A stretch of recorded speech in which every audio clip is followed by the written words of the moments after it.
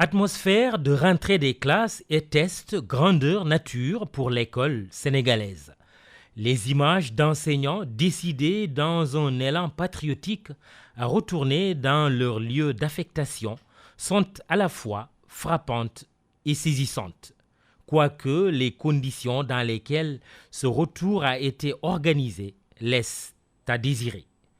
Après 2 mois et demi de fermeture, les portes s'ouvrent à nouveau pour accueillir 551 000 élèves en classe d'examen sur une population scolaire totale de 3,5 millions.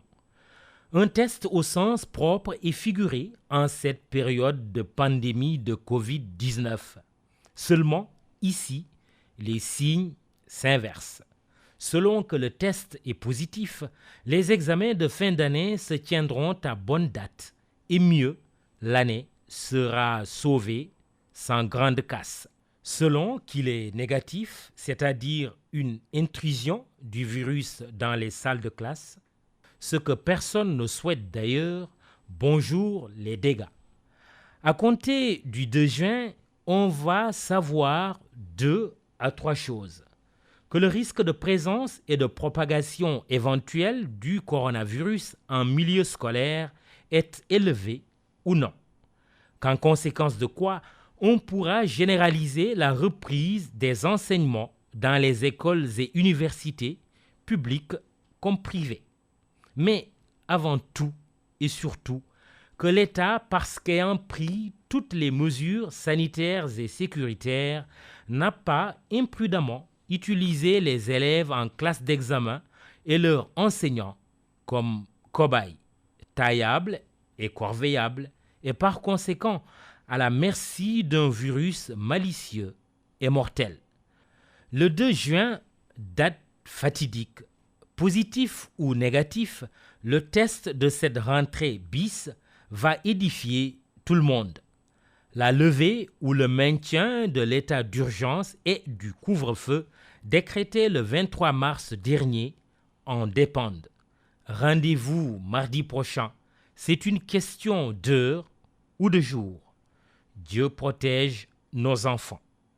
S'il est généralement admis par les médecins que les chérubins sont moins exposés, le constat inverse est que les personnes âgées sont les plus vulnérables.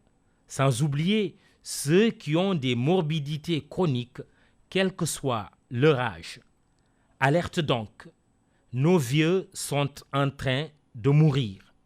Il n'y a qu'à voir l'âge des personnes décédées dans le décompte quasi quotidien du ministère de la Santé depuis plusieurs semaines. Ici comme ailleurs, une question se pose. Le 3e âge est-il suffisamment protégé dans nos maisons, nos services et autres lieux de vie?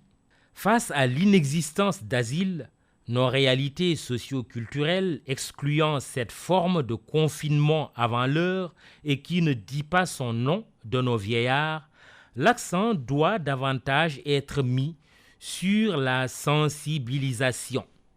Les vieux doivent eux-mêmes observer la prudence qui sied en respectant les mesures barrières communes à tous, et les jeunes doivent être plus attentifs et plus attentionnés à leur endroit. Certes, le virus est virulent, mais à coup sûr, il a peu de chances de survivre face à une conjugaison d'efforts des parents, des enfants et des enseignants. Les jeunes sont l'avenir de la nation. Ils constituent, n'en déplaise aux catastrophistes, le secret de la résilience plus forte de l'Afrique devant la pandémie. Dans le même temps, les anciens sont les gardiens du temple et les enfants, les fers de lance. 2 piliers sans lesquels rien de durable ne peut tenir debout. Le futur ou le présent ne se conjugue que par rapport au passé. Matna Bayi Sireo, en un mot, les patriarches méritent de la nation.